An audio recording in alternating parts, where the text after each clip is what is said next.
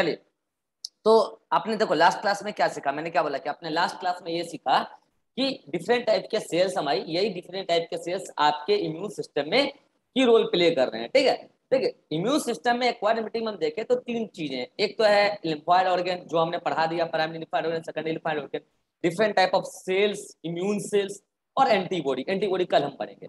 और last class में मैंने आपको इम्यून सेल्स भी पढ़ा दिया था। ठीक है, तो देखो इम्यून सेल्स कौन है, ब्लड ही सेल्स ही ना इम्यून सेल्स रोल प्ले करा। तो मैंने क्या बोला कि मोटा मोटी तौर पे तीन टाइप का ब्लड सेल है, आरबीसी है, डब्ल्यूबीसी है और प्लेटलेट। लेकिन हम कहते हैं कि आरबीसी का क्या रोल है, हम कहते हैं कि O2 एंड CO2 में ट्रांसपोर्ट में इसका रोल है। ठीक है, और प्लेटलेट का मेजर रोल क्या बताते हैं कि ब्लड क्लोटिंग में इसका रोल है।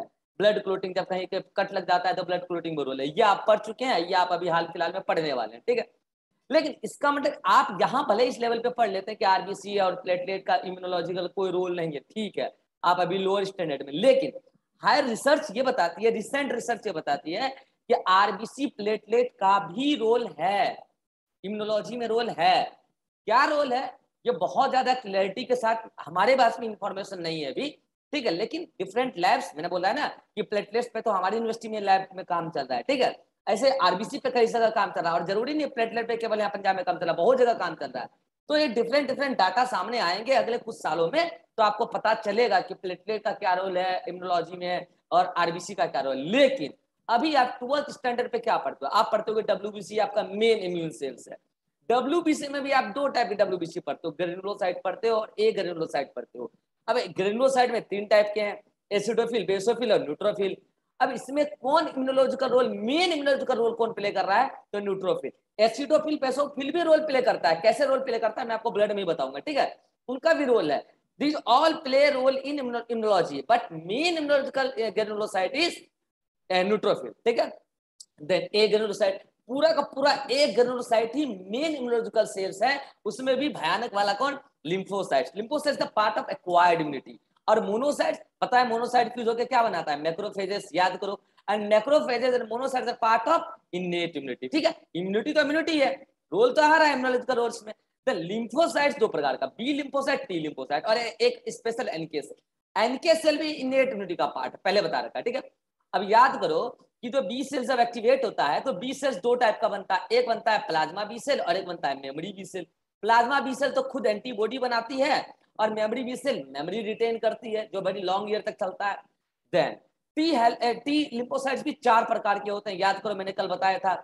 एक तो होता है टी हेल्पर, एक होता है टी किलर, एक होता है टी सप्रेसर और एक होता है टी मेमोरी। सबका अलग अलग। टी हेल्पर पैथोजन को रिकॉग्नाइज करता है, पैथोजन के फ्रैगमेंट्स तक को रिकॉग्नाइज कर लेता है। टी किलर क्या करता है, इसको रिकॉग्निशन का कोई जरूरत नहीं है। इसको जब बोलेगा हमला करो तो ये तुरंत हमला करने लगेगी। ठीक है, इसको जब बोलेंगे हमला करो तो ये तुरंत हमला करने लगेगी। देन टी सप्रेसर का क्या रोल है, टी सप्रेसर का रोल है कि इम्यून सिस्टम को अंडर तक चेक रखना है। और टी मेमोरी का क्या काम है, जैसे कि बी मेमोरी का काम है जैसे टी मेमोरी का काम है मॉलिक्यूलर फॉर्म में मेमोरी को रिटेन करना। ये मैंने लास्ट क्लास में पढ़ाया था। ठीक है, नाउ अब हम देखते हैं, ये तो ठीक है अलग अलग सेल्स को मैंने अलग अलग तरीके से बताया, लेकिन these all innate and acquired immunity, these all immunological cells together play role in immunological response। ये ऐसा नहीं है कि टी किलर अपने मन से गोली चलाने लगा, टी हेल्पर को जब मन हुआ एंटीजन को जाकर पहचानने लगे, मैक्रोफेज को जब मन हुआ फेगोसाइटिस से स्टार्ट कर दिए, एनके सेल बोला आज मेरा मन है गोली चलाने का जगह पर फोरिन क्रिएट कर रहे हैं, छेदीराम को भेज, ऐसा नहीं है, सब सीक्वेंस में होता है। तो कैसे होता है, चलिए अब मैं आपको स्टार्ट करता हूं। मैं बताने जा रहा हूं the CMI, that is cellular mediated immunity of acquired immunity, cellular mediated response, जिसको हम कहते हैं CMI, सेल्युलर मीडिएटेड इम्यूनिटी। अब देखो कहानी कुछ ऐसा स्टार्ट करेंगे, देखो नोट्स में तो है वो बहुत ही शॉर्ट फॉर्म में मैंने आपको बता दिया है, आपको याद भी उतना ही रखना है, लेकिन थोड़ा सा डेप्थ में पढ़ लो, ठीक है, याद रह जाएगा सुपरफिशियल बातें। तो ये क्या है, टिश्यू है, ठीक है जी, ये टिश्यू है, डायग्राम मैंने बताया। और ये है सेकेंडरी लिम्फोइड ऑर्गन। अब मैंने सेकेंडरी लिम्फोइड ऑर्गन क्यों बताया, अब आपको पता होगा कि सेकेंडरी लिम्फोइड ऑर्गन में कौन आता है, जल्दी बोलो, मैच्योर्ड लिम्फोसाइट होता है कि नहीं होता है। मैच्योर्ड लिम्फोसाइट का मतलब क्या है, टी सेल के पास टी सेल रिसेप्टर और बी सेल के पास बी सेल रिसेप्टर आ चुका होगा। बी सेल रिसेप्टर हाँ, this is the B lymphocyte, ठीक है। और बी लिम्फोसाइट का रिसेप्टर कौन होता है? खुद उसका रिसेप्टर एंटीबॉडी ही उसका रिसेप्टर होता है, ठीक है। और कौन सा एंटीबॉडी होता है, कोई बताना चाहेगा? IgD। IgD, ठीक है। तो ये क्या है? B cell. सुनना, ये बी सेल अभी एक्टिवेटेड नहीं है, ये normal B cell, inactivated B cell है, जिसको बोलते हैं नाइव बी सेल। लिख दूं? NIV, naive, naive B cell, inactivated B cell, ठीक है। चलो, अच्छा, ये 4 टाइप के टी लिम्फोसाइट है, एक्टिवेटेड टी लिम्फोसाइट। जल्दी बताओ, एक कौन? टी हेल्पर, एक टी किलर, और एक टी कौन है? टी किलर हो गया, और उसके बाद कौन है? सप्रेसर। सप्रेसर और टी टी सप्रेसर। मेमोरी, ठीक है। टी अब सुनो, मेमोरी। अब याद करो कि टी हेल्पर और टी किलर के पास कुछ स्पेसिफिक क्या होते हैं? CD रिसेप्टर, याद आ रहा है? ये देखो, CD रिसेप्टर। Yes sir. और इसके पास भी CD रिसेप्टर। टी हेल्पर के पास कौन सा CD रिसेप्टर होता है? CD, जल्दी बोलो। CD4 4। और इसके पास CD8। फिर इन दोनों के पास 8। अपना रिसेप्टर्स होगा। कौन सा रिसेप्टर? टी सेल रिसेप्टर, जो कि प्रोटीनेसियस मॉलिक्यूल नहीं होता है, ठीक है। तो ये है उसका टी सेल रिसेप्टर, ठीक है, टी सेल रिसेप्टर, जिसको हम TCR बोलते हैं, ठीक है। तो these are the T cell receptor. ये भी क्या है? T cell receptor. चलो, ये है, ठीक है। अच्छा, टी सप्रेसर टी मेमोरी के पास जैसा कोई टी सेल रिसेप्टर एंटीजन को रिकॉग्नाइज करने के लिए नहीं है, जरूरत ही नहीं है। उसके पास CD भी नहीं है, उसका काम है बस सिक्रेट, ये टी सप्रेसर कुछ एंटी मतलब कि सप्रेसिंग केमिकल्स को सिक्रेट करके पूरी इम्यूनोलॉजिकल सेल्स को अंडर तक चेक रखेगा, ठीक है। मेमोरी तो मॉलिक्यूलर फॉर्म में मेमोरी को रखता है, हालांकि ये सब चीज भी बहुत डेप्थ में पढ़ाया जाता है हायर क्लासेस में, ठीक है। चलो, अब आ जाए टिश्यू पे। टिश्यू पे क्या है? ये सेल्स है और ये ब्लड सप्लाई है। अब आपको पता है कि टिश्यू में कुछ फिक्स्ड मैक्रोफेजेस होते हैं। अगर मिक्स्ड फिक्स्ड मैक्रोफेजेस नहीं है तो ब्लड कैपिलरी से या फिर लिम्फ वेसल से छन छन के मैक्रोफेजेस वहां पे जाते हैं। तो क्या मैं इसको सीधा लिख दूं? मैक्रोफेजेस, कोई भी प्रकार के मैक्रोफेजेस हो, चाहे मूविंग हो या फिक्स्ड हो, मैक्रोफेजेस तो मैक्रोफेजेस हैं। अब आपको पता होगा कि मैंने कल एंटीजन प्रेजेंटिंग सेल बताया था। एंटीजन प्रेजेंटिंग सेल में मेन एंटीजन प्रेजेंटिंग सेल कौन है? क्या मैक्रोफेज ही था ना? याद करो, मेन एंटीजन प्रेजेंटिंग सेल यही है। इसके अलावा बी लिम्फोसाइट डेंड्रिटिक सेल भी एंटीजन प्रेजेंटिंग सेल को सेलेक्ट करता है, मैं मना नहीं कर रहा हूं, लेकिन मेन मैक्रोफेजेस यही है। अब हम कहानी स्टार्ट करते हैं, ठीक है। अभी मैं जो कुछ भी पढ़ाऊंगा, हालांकि समय ज्यादा हो गया है, वैसे मुझे आज दोनों ही पार्ट खत्म करना था। अभी मैं एक्सोजीनियस पढ़ाऊंगा और कल सुबह आते ही मैं एंडोजीनियस एंटीजन के बारे में पढ़ाऊंगा। लेकिन जिसको एक्सोजीनियस एंटीजन का पूरा पूरा CMI क्लियर है, एंडोजीनियस में कुछ भी नहीं है, 2-3 लाइन में चेंज करूंगा, एंडोजीनियस हो जाएगा, ठीक है। तो अभी मैं ये CMI रेस्पॉन्स किसके लिए बता रहा हूं? Exogenous antigen, exogenous antigen. अब जल्दी से बताओ, एक्सोजीनियस एंटीजन कौन कौन हो सकता है मोटा मोटी तौर पे? अरे बोलो यार जल्दी से। बैक्टीरिया या वायरस इनिशियली? वायरस। चलो, अब देखो कि कहानी हम शुरू कर रहे हैं, ठीक है। Suppose that this site is the site for, this tissue is the site for infection, site of infection किसके लिए? तो वही एक्सोजीनियस पैथोजन के लिए, चाहे वो बैक्टीरिया हो या वायरस हो, ठीक है। चलो जी, आ गया, कौन आया? पैथोजन आया। पैथोजन को मुझे इस कलर से ले लेना चाहिए, ये लो, दिस इज द पैथोजन। आ गया पैथोजन, ये देखो, मजे कर रहा है पैथोजन अभी है, ये पैथोजन है। पैथोजन जैसे ही आएगा तो वो कुछ केमिकल्स क्रिएट करेगा। अब मुझे बताओ कि यहाँ पे मैंने क्या बोला, यहाँ पे कौन है? मैक्रोफेजेस है। चलो, मुझे मैक्रोफेजेस के बारे में एक जानकारी जल्दी से दे दो। अगर मैक्रोफेजेस के बारे में मैं बोलूं, इसके पास MSC मॉलिक्यूल होता है। कौन सा MSC मॉलिक्यूल होता है? 1 या 2? जल्दी बोलो, अरे जल्दी बोलो। 1 मैं मैक्रोफेजेस की बात कर रहा हूँ। तो इसके पास दोनों होगा। बहुत अच्छा, दोनों होगा। तो 1 तो बना ही दिया, इधर 2 बना देता हूं। तो मैक्रोफेजेस एंटीजन प्रेजेंटिंग सेल है, इसके पास MSC 1 और 2 दोनों होता है। कल ही बताया था ये बात, ठीक है। चलो, अब सुनो क्या करता है। जब ये पूरा कहानी सुनना, मैं पूरा थोड़ी भेज दूंगा, ठीक है। आराम से सुनते चलो और बातों को कैच करो, ठीक है। कहानी को दिमाग में बैठाओ। पैथोजन का अटैक हो गया। पैथोजन का अटैक होने, टिश्यू में जहां अटैक हुआ है वहां बैठाया गया मैक्रोफेजेस को। अगर मैक्रोफेजेस बैठा हुआ नहीं है तो ब्लड से छन छन के टिश्यू के पास मैक्रोफेजेस आता है, ठीक है। ये मैक्रोफेजेस को सबसे पहले एंगल्फ करेगा कौन, सॉरी इस पैथोजन को सबसे पहले एंगल्फ करेगा कौन, मैक्रोफेजेस। मैक्रोफेजेस नहीं जानता है कौन है, बस वो सिंपली जानता है कि कोई पैथोजन है, और अगर कोई वायरल पार्टिकल्स है वो उसको एंगल्फ कर लेता है, अगर कोई पैथोजन बैक्टीरिया है उसको एंगल्फ कर लेता है, ठीक है। मैं वायरस और पैथोजन के बारे में मोस्टली बातें बता रहा हूँ, मैं पहले भी बोल चुका हूँ, ठीक है।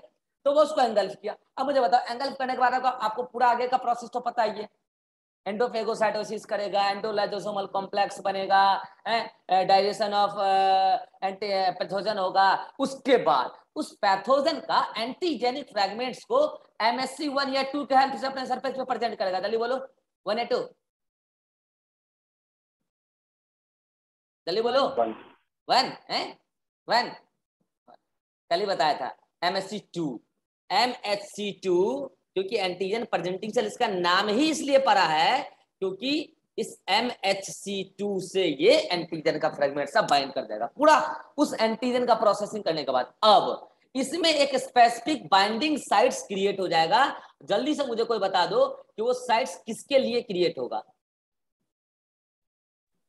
CD4 के लिए। बहुत अच्छा, CD4 के लिए। तो ये तो क्या हो गया, CD4 binding site, CD4 binding sites, और ये पूरा का पूरा क्या है, एंटीजेनिक फ्रैगमेंट्स। तो क्या मैं इसको ऐसा बोल सकता हूं, प्रोसेस्ड। बताओ जल्दी से ये कौन सा एंटीजेनिक फ्रैगमेंट्स है, एक्सोजीनियस या endogenous? Exogenous. Exogenous antigenic fragments. चलो अब सुनो पूरी कहानी फिर से सुनो। अभी तक क्या हुआ, पैथोजन आया, पैथोजन को मैक्रोफेजेस को कुछ नहीं पता है कि वो क्या है, उसके सामने पैथोजन आया। अच्छा एक बात बताओ, अभी इस मैक्रोफेजेस का नंबर टिश्यू के बहुत ज्यादा है कि मिनिमाइज है? मिनिमाइज है, बहुत ज्यादा नहीं है। तो बताओ अभी के समय में इस मैक्रोफेजेस को पैथोजन को कैच करके किल करना और एंगल्फ करना डिफिकल्ट होगा या इजी होगा? चलिए बताओ। इजी होगा।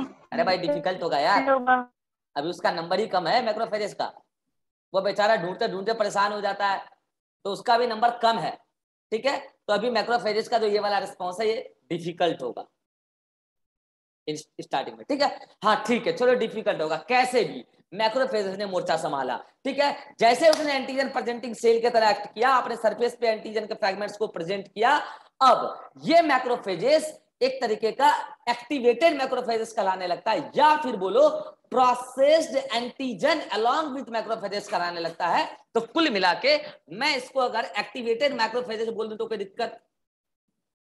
Activated macrophage. अब समझना कि ये एक्टिवेटेड मैक्रोफाज क्या करेगा। ये एक्टिवेटेड मैक्रोफाज केमिकल्स क्रिएट करता है, and that chemicals is called as cytokines chemical. Actually cytokines उस केमिकल को बोलते हैं जो सेकेंडरी मैसेंजर की तरह एक्ट करता है, ठीक है। अब भाई सेकेंडरी मैसेंजर की तरह मतलब कि सॉरी सेकेंडरी में बोला मतलब दो सेल के बीच का इंटरसेलुलर मैसेंजर की तरह एक्ट करता है, ठीक है। तो ये मैक्रोफाइज एक सेल है और ये अगले सेल तक ये केमिकल जाएगा मैसेज लेके, इसलिए इसको बोलते हैं क्या, साइटोकाइंस, ठीक है। तो साइटोकाइंस, लेकिन ये साइटोकाइंस चूंकि यहाँ पे मैक्रोफाइज है स्पेशल टाइप ऑफ WBC, चूंकि WBC सेल्स क्रिएट कर रही है इसीलिए हम इसको इंटरल्यूकिन भी कहते हैं, इंटरल्यूकिन। अच्छा बताओ इंटरल्यूकिन क्यों बोले? एक WBC और दूसरे WBC के बीच में कुछ मैसेज आ रहा है मैक्रोफाज, और ये मैसेज अभी कहां जाने वाला बता देता हूं, TL पर। तो दो ल्यूकिन यानी कि ल्यूकोसाइट्स के बीच में ये मैसेज आने वाला है, तो इंटरल्यूकिन। सुनना इंटरल्यूकिन का कई सारा वैरायटी होता है, and this is actually interleukin 1 secreted by the activated macrophage. अच्छा इसी को क्या हम मोनोकाइंस कह सकते हैं? बोलो क्यों? क्योंकि मोनोसाइट से ही ना मैक्रोफेजेस बनता है जी। So these are the same chemicals, चाहे साइटोकाइंस बोलो, इंटरल्यूकिन 1 बोलो, मोनोकाइंस बोलो। तो क्या हुआ कि एक्टिवेटेड मैक्रोफाज ने जब ये सब कुछ कर लिया, प्रोसेसिंग कर लिया, तो उसने केमिकल्स क्रिएट किया, दैट इज द साइटोकाइंस और इंटरल्यूकिन 1 या monokines. Now these chemicals via blood reaches at secondary lymphoid organ. These chemicals via blood reaches at secondary lymphoid organs. और ये केमिकल जो एक्टिवेटेड मैक्रोफेज ने सक्रीट किया है, that chemical will activate T helper. अभी एक बार बताओ, T helper secondary lymphocyte organ में रखा हुआ है, आर्मी बॉर्डर पे रखा हुआ, वैसे थोड़ी हमला करने लगेगा, वैसे कुछ भी थोड़ी ना करने लगेगा, उसको कोई बोलेगा आके तब ना। तो कौन बोला उसको आके? साइटोकाइंस बोला, इंटरल्यूकिन 1 बोला। तो मैं यहाँ पे क्या लिख रहा हूँ? IL-1, interleukin 1। अब जैसे इंटरल्यूकिन 1 ने इस टी हेल्पर को बोला कि क्या बोला आके कि जैसे यहां से मैक्रोफेज ने उस एंटीजन को पहचान लिया था, पैथोजन को पहचान के एंटीजन का फ्रेगमेंट अपने ऊपर सजा लिया था, तो इस टी हेल्पर को आके उसने बोला कि हमला हो गया है, मतलब हमला हो गया, मतलब टी हेल्पर को क्या होना है? अलर्ट होना है। तो टी हेल्पर तुरंत क्या होता है? एक्टिवेट होता है। एक्टिवेट होता है टी हेल्पर क्या करता है? दो अलग टाइप के टी हेल्पर में डिवाइड हो जाता है। एक तरीके से उसको बोल सकते हो आप क्लोनल सिलेक्शन हो जाता है, और टी हेल्पर एक तो बन जाता है टी हेल्पर 1 और एक बन जाता है टी हेल्पर 2। एक बार बताओ, ये जो इंटरल्यूकिन 1 टी हेल्पर को आके मैसेज दिया है हमला हो गया है, इसलिए मैसेज दिया है कि कान में तेल देके सो जाओ, ऐसा थोड़ी ना मैसेज दिया होगा, उसको तो एक्टिवेट होने के लिए मैसेज दिया होगा। तो टी हेल्पर गेट इंपल्स मतलब message from the interleukin 1 secreted by the activated macrophage, और टी हेल्पर क्लोनल सिलेक्शन करेगा और कन्वर्ट हो जाएगा टी हेल्पर 1 और टी हेल्पर 2 में। नाउ टी हेल्पर 1 क्या करेगा? ये फिर से सिक्रीट करेगा chemicals, and that is the interleukin 2, क्योंकि 1 तो कौन सिक्रीट करता है? 1 तो सिक्रीट कौन करता है? मैक्रोफेज। तो इंटरल्यूकिन 2 किसने सिक्रीट किया? टी हेल्पर 1 ने सिक्रीट किया इंटरल्यूकिन 2। अच्छा एक बार बताओ, जैसे मैंने इसको मोनोकाइंस बोला था, तो क्या इसको हम लिम्फोकाइंस बोल सकते हैं? लिम्फोसाइट सिक्रीट कर रही है। अरे हेलो, लिम्फोकाइंस क्यों नहीं बोल सकते भाई? लिम्फोसाइट सिक्रीट कर रही है ना। ठीक है, अगर मैं इंटरल्यूकिन बोलूं तो क्यों बोल रहा हूं इंटरल्यूकिन? क्योंकि फिर ये एक डब्ल्यूबी से अगले डब्ल्यूबीसी में मैसेज आने वाला है। ठीक है, नाउ इंटरल्यूकिन 2 क्या करेगा? This interleukin 2 will give message to T killer. ये इंटरल्यूकिन 2 जो टी हेल्पर 1 से सिक्रीट हुआ, वो टी किलर को जाके बोलेगा हमला हो गया है, और टी किलर तुरंत अपना बंदूक निकालेगा, तुरंत परफॉर्मेंस निकालना शुरू हो जाएगा। बट सुना ध्यान से, अगर यहां तक का सारा प्रोसेस वायरस के एक्सोजीनस पार्टिकल से हुआ है, तब ये टी किलर जाके उस वायरस को जाके या फिर वो वायरस इंफेक्टेड सेल को जाके परफोरिन सिक्रीट कर करके मारने लगेगा, क्योंकि वायरस अपने आप में सेल थोड़ी है, उसमें मेम्ब्रेन थोड़ी होता है। तो ये टी किलर उस वायरस इंफेक्टेड सेल को जाके मारने लगेगा। बट अगर यहां पर ये पैथोजन बैक्टीरिया है, अगर ये पैथोजन बैक्टीरिया है, तो इस टी किलर का अभी कोई रोल नहीं होगा, बट ये टी किलर एक्टिवेट जरूर हो जाएगी। ये टी किलर एक्टिवेट जरूर होगी, बट इसका कोई रोल नहीं होगा। अब बोलोगे फिर एक्टिवेट ही क्यों हुई? एक्टिवेट तो होगी ना यार, अगर पाथवे सेम है, एक्सोजेनस पाथवे वायरस के लिए और बैक्टीरिया के लिए, तो एक्टिवेट तो होगी ना। अगर वो वायरल पार्टिकल होता तो काम आता ना टी किलर। ठीक है, अगर बैक्टीरिया है तो कोई काम नहीं। चलो अब बात करते हैं किसका? टी हेल्पर 2 का। T helper 2 will secrete interleukin 4, 5 और 6, या तो 4 या तो 5 या तो 6, and these interleukin 4, 5, 6 will give impulse to primary lymphoid organ, that is the bone marrow. Hello, primary lymphoid organ, ताकि इंटरल्यूकिन 4, 5, 6 जाके प्राइमरी लिम्फोइड ऑर्गन को बोले कि आप जल्दी जल्दी मोनोसाइट बनाओ फटाफट, ताकि ये मोनोसाइट जल्दी जल्दी ब्लड से ऊज होके टिश्यू के पास जाके धराधर मोर अमाउंट ऑफ मैक्रोफेजेस बनाए। रिस्पॉन्स समझ में आ रहा है क्या हो रहा है? टी हेल्पर 2 ने जो सिक्रीट किया इंटरल्यूकिन 4, 5, 6, उसने प्राइमरी लिम्फोइड ऑर्गन को जाके बोला कि आप फटाफट मोनोसाइट बनाओ, क्योंकि आप ही तो मोनोसाइट बनाते हो, आप फटाफट मोनोसाइट बनाओ। अच्छा बताओ, ये प्राइमरी लिम्फोइड ऑर्गन बोन में अभी कौन सा माइलाइट टिश्यू या फिर लिम्फोसाइट प्रिकर्सर से एक्टिवेट हो रहा होगा? माइलाइट टिश्यू। माइलाइट टिश्यू की डिवीजन रेट बढ़ाई जा रही होगी, फटाफट फटाफट मोनोसाइट बनेगा और वो ब्लड से ऊज आउट होके फटाफट फटाफट at the site of infection Uz out होगा, क्योंकि नंबर बढ़ गया तो ऊजिंग प्रोसेस बढ़ जाएगा और वो फटाफट वहां पे मैक्रोफेजेस का नंबर बढ़ने लगेगा at the site of infection. एक काम तो ये हुआ टी हेल्पर 4, 5, 6 का। देन सेकेंड वर्क जो इसका मेन वर्क है, it will activate naive B cell, और जब नाइव बी सेल एक्टिवेट होगा तो ये भी स्टार्ट करेगा clonal selection, and naive B cell give rise memory B cell, and one will give बोलो जल्दी से, नाम बोलो। एक क्या बनेगा? Plasma B cell. Plasma B cell. No, plasma B cell क्या करेगा? अभी सुनो, अभी मैंने इसका टी हेल्पर 2 का बस क्या काम बताया है कि इंटरल्यूकिन 4, 5, 6 को सिक्रीट करेगा, बट यहाँ पे एक चीज मिसिंग हुआ। बताओ कैसे? टी हेल्पर एक्टिवेट हुआ, टी हेल्पर एक्टिवेट होने के बाद टी हेल्पर 1 और टी हेल्पर 2 में कन्वर्ट हुआ, इसको आगे इंटरल्यूकिन 1 ने बोला। बाकी ये वाला पार्ट, ये जो टी सेल रिसेप्टर वाला पार्ट है, अभी उसका बात खत्म नहीं हुआ है, इसलिए यहाँ पे क्वेश्चन मार्क लगा दो, नहीं तो भूल जाएंगे बाद में। हाँ, अभी उसका भी रोल बताऊंगा, रुक जाओ। हाँ, तो अब क्या हुआ कि इंटरल्यूकिन 1 ने, सॉरी टी हेल्पर 1 ने तो इंटरल्यूकिन 2 सिक्रीट किया, उसने टी किलर को एक्टिवेट किया। अगर बैक्टीरिया है तो काम नहीं आएगा, वायरस है तो वायरस इन्फेक्टेड सेल को जाके क्लीन करके मारने लगेगा। कैसे? बाय सिक्रीट परफोरिंग, ठीक है। और अगर टी हेल्पर 2 भी बना है, वो सिक्रीट किया इंटरल्यूकिन 4, 5, 6, वो मोनोसाइट्स का प्रोडक्शन बढ़वाया, उससे मैक्रोफेजेस का नंबर बढ़ गया द साइट ऑफ इन्फेक्शन। दूसरा, उसने 4, 5, 6 ने इंटरल्यूकिन 4, 5, 6 ने बी सेल को, नाइव बी सेल को एक्टिवेट किया, तो वो कन्वर्ट हो गया किसमें? मेमोरी बी सेल और plasma B cell. No, plasma B cell क्या बनाएगा? जल्दी बोलो। एंटीबॉडी।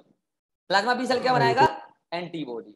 अब मुझे एक बार बताओ, ये एंटीबॉडी प्लाज्मा बी सेल जो बनाएगा, ये स्पेसिफिक टाइप का एंटीबॉडी बनाएगा उस पैथोजन के लिए, या रैंडम कोई सा भी बना देगा? No, specific.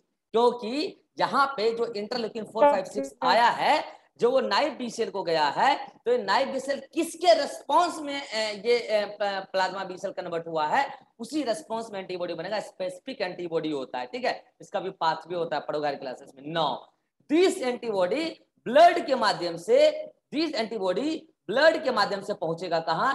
At the site of infection. और वो वहां क्या करेगा? पैथोजन को ऑप्सोनाइज कर देगा। याद करो, ऑप्सोनाइजेशन का मतलब क्या बताया था? कोटिंग कर देना, ताकि उसको इजिली रिकॉग्नाइज कर पाए। अब देखो क्या हुआ, देखो इधर इधर इधर इधर देखो। इंटरल्यूकिन 4, 5, 6 ने एक तो क्या काम किया? मैक्रोफेज का नंबर बढ़ा दिया। हेलो, नंबर तो बढ़ा ही दिया, इनेट इम्यूनिटी का पार्ट है, इनेट इम्यूनिटी का पार्ट है मैक्रोफेज। अब नहीं करेगा लेग, ठीक है। हाँ, इनेट इम्यूनिटी का पार्ट है मैक्रोफेज। और ये इंटरल्यूकिन 4, 5, 6 इसने और क्या किया? इस बी सेल्स को एक्टिवेट करा के एंटीबॉडी बनाया, एंटीबॉडी आके इस पैथोजन को ऑप्सोनाइज कर दिया। अब मुझे बताओ, ये जब ऑप्सोनाइज हो गया और मैक्रोफेज का नंबर भी बढ़ गया, तो अब मुझे बताओ, मैक्रोफेज इस पैथोजन को इजिली रिकॉग्नाइज करेगा या फिर डिफिकल्ट तरीके से रिकॉग्नाइज करेगा? जल्दी बोलो। इजिली रिकॉग्नाइज करेगा। और अब तो मजे आ गए मैक्रोफेज के, अब तो मजे आ गए मैक्रोफेज के, आराम से फेगोसाइटोसिस करेगा, इजिली आराम से पहचानेगा ना। एंटीबॉडी आके उसको कोट कर दे रहा है, मैक्रोफेज का नंबर भी बढ़ गया। तो अब मुझे बताओ, इस पैथोजन का किलिंग जो यहाँ चल रहा है, इनेट इम्यूनिटी से चल रहा है, एक्वायर्ड इम्यूनिटी से? अरे मैक्रोफेज जो किल कर रहा है इनेट। लेकिन अगर बताओ, इस इनेट इम्यूनिटी का रिस्पॉन्स बढ़ाने के लिए हेल्पफुल कौन था? Acquired immunity, antibody AMI response, antibody mediated immunity. लेकिन एक बार बताओ, ये जो एंटीबॉडी मीडिएटेड इम्यूनिटी, आज एंटीबॉडी सिक्रीट हुआ है इंटरल्यूकिन 4, 5, 6 के रिस्पॉन्स में, टी हेल्पर से, टी हेल्पर 2 से। टी हेल्पर 2 को मैसेज कौन दिया था? इंटरल्यूकिन 1। इंटरल्यूकिन 1 किससे आया था? मैक्रोफेज से। मैक्रोफेज इसका पार्ट है, इनेट एक्वायर्ड। अब समझ में आया? अब समझ में आया कौन किसको कैसे हेल्प कर रहा है? पहले इनेट ने एक्वायर्ड को हेल्प किया, फिर एक्वायर्ड ने इनेट को हेल्प किया, और ओवरऑल अभी तक क्या हुआ है? पैथोजन का किलिंग चल रहा है by the process of phagocytosis. अब हम रोल लाते हैं किसका? टी हेल्पर का। अब मुझे बताओ, ये टी हेल्पर ने अब तक तो क्या किया? ये कन्वर्ट हो गया किसमें? टी हेल्पर 1 और टी हेल्पर 2 में। लेकिन मैंने क्या बोला कि यहाँ पे स्पेसिफिक टाइप का एंटीजन बनेगा। ऐसा कैसे? थोड़ा सा और बताता हूँ। ये जो टी हेल्पर है, इसको जब मैसेज आता है इंटरल्यूकिन 1 से, तो ये तुरंत क्लोनल सिलेक्शन शो नहीं करने लगता है, ये पहले ब्लड के माध्यम से पहुंचता है at the site of infection. या तो टी हेल्पर खुद पहुंचता है, या नहीं तो ये एक्टिवेटेड मैक्रोफाज खुद यहां आ जाता है। और मोस्ट ऑफ द केस में एक्टिवेटेड मैक्रोफाज ब्लड के माध्यम से आ सकता है कि ना आ सकता? आराम से आ सकता है भाई, मैक्रोफाज ही तो है। तो वो मैक्रोफाज मूव करके ब्लड या लिम्फ के माध्यम से मूव करके, मोस्टली लिम्फ के माध्यम से आता है, लिम्फ के माध्यम से मूव करके सेकेंडरी लिम्फेटिक ऑर्गन के पास आ जाता है। और ये टी सेल रिसेप्टर इस तरीके से रिएक्शन होगा। मैं यहाँ डायग्राम बना रहा हूँ, ये देखो, ये क्या है, टी हेल्पर है, ये टी हेल्पर है, और ये टी हेल्पर का क्या है, antigen sorry T cell receptor, क्या ये टी सेल रिसेप्टर, और ये क्या है सीडी, ये क्या है सीडी। अब सुना यहाँ पे क्या होता है, वो एक्टिवेटेड मैक्रोफाज आया, और एक्टिवेटेड मैक्रोफाज का इधर ये क्या है बताना जरा, एमएससी, एमएससी 1 या 2 कौन सा, जल्दी बताओ। 2 देखो एमएससी 2 से कौन जाके बाइंड कर रहा है, सीडी, कौन सा सीडी 4 सीडी 4, तो सीडी 4 तो एमएससी 2 को रिकॉग्नाइज किया। अब मुझे बताओ इस ये तो पूरा का पूरा एमएससी 2 मॉलिक्यूल है, अब मुझे बताओ इस एमएससी 2 मॉलिक्यूल के साथ कौन अटैच्ड है, नीचे ये कौन है, कौन है एंटीजेनिक फ्रैगमेंट्स। तो देखो वो एंटीजेनिक फ्रैगमेंट्स भी कैसे है, उसी शेप का बना हुआ है, देखो उसी शेप का बना हुआ है कि वो टी सेल रिसेप्टर में जाके क्या करेगा, इस तरीके से फिट हो जाएगा, और ये पूरा का पूरा क्या है, एक्टिवेटेड मैक्रोफाज है।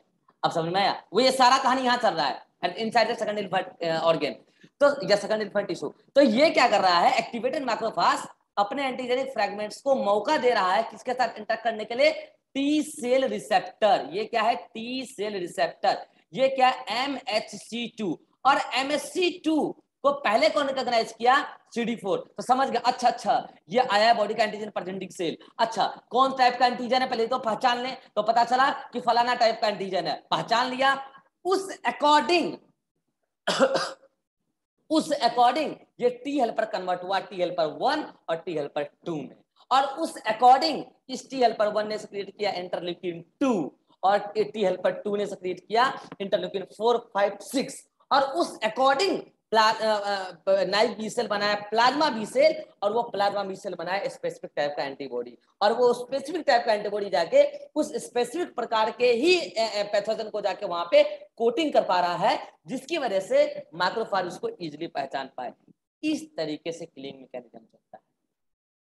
अब मुझे एक बात बताओ, ये जो यहाँ पे ये जो मैंने बताया कि this is T killer cell, अगर ये T killer cell activated T killer cell भी काम आ जाए, वायरस के केस में आ जाएगा काम, तो मुझे बताओ दिस इज द CMI और AMI, अगर ये टी किलर अगर मारने लग जाए तो CMI या AMI, CMI cellular mediated immunity, this is cellular mediated immunity.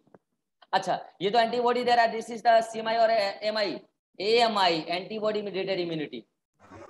अब मुझे एक बात बताओ, इस पूरे कहानी में मैं पढ़ा भले रहा हूं CMI, क्या अलग से CMI पढ़ा पाऊंगा, पॉसिबल है नहीं भाई, इसमें तो इन्नेट भी चल रहा है, एक्वायर्ड का CMI भी चल रहा है, AMI भी चल रहा है। अच्छा टी सप्रेसर और टी मेमोरी का क्या काम होगा यहाँ पे, या memory plasma B cell memory B cell का क्या काम होगा, वो इन सारी घटनाओं को as a molecular memory sense कर रही होगी। बोलो कैसे, याद करो ये वाला जो अभी बना है मेमोरी बी सेल, मेमोरी में भी more effective memory B cell होता है, ठीक है। ये जो मेमोरी बी सेल बना है स्पेसिफिक प्रकार के सिक्रीशन से ही बना है ना, कौन इंटरल्यूकिन 4, 5, 6, तो वो उसको एक मॉलिक्यूलर सिग्नल मिलने से ही बना है ना, और उसको पता है कि हमें किस प्रकार के पैथोजन के सिग्नल से बना है, हमें उसी प्रकार के पैथोजन को इन फ्यूचर किल करना है। This is the killing mechanism. मैं भले ही हेडिंग लिख दिया CMI, और यहाँ CMI तो का तो अभी रोल, अगर ये वायरस है तो वायरस के केस में इसका तो कोई रोल भी नहीं होगा, किसका, टी किलर का, सॉरी बैक्टीरिया के केस में, बैक्टीरिया एक्सोजीनियस में इसका कोई रोल नहीं होगा। हाँ वायरस के केस में इसका रोल होगा, अगर ये वायरल है तो वायरल के केस में इसका होगा, वायरस इन्फेक्टेड सेल को ये किल करेगा। बोले सारी बात समझ में आ गई आपको, this is overall what, cellular mediated immunity. अगर इसमें कोई डाउट है तो जल्दी से पूछ लो,